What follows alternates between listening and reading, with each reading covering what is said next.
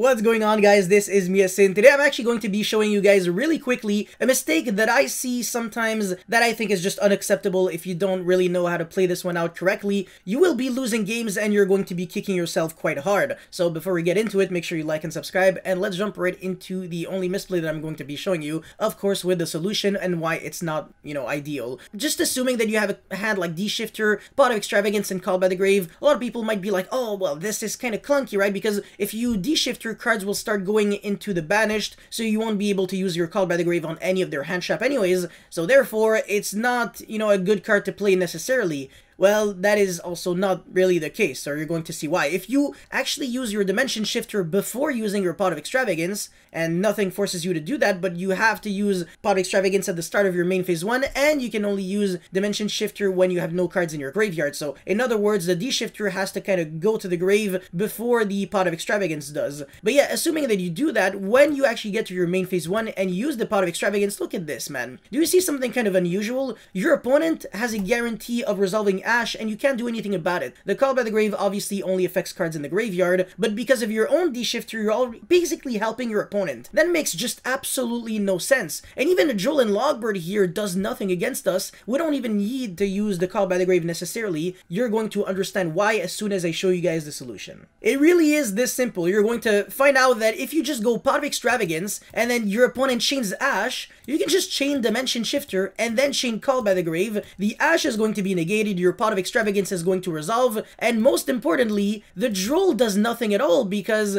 it has to be sent to the graveyard. It's not like Ash, which is just like discard it and then negate. So obviously when a card says discard, if it doesn't specifically discard from the hand to the graveyard, and there are some cards that are like that, you can use it under whatever card, Macrocosmos, Darklaw, D-Shifter, whatever, and it's gonna work. But under these cards, like even Herald of Arclight, you cannot use Valor, DD Crow, Droll and Logbird, etc. This card is just not going to be doing anything, and you can successfully resolve your Hidden City. So it really is quite relevant in a few decks, like Subterra, for example, is that kind of deck that can play D-Shifter, Pot of Extravagance, Call by the Grave, all those cards really in the main deck. And I swear to God, if I see people misplay like this ever again, I'm gonna be freaking angry. But that's pretty much it for this mistake. If you guys want more videos like these, make sure you let me know in the comment section below. Don't forget to like and subscribe. I'll see you guys next time. Peace.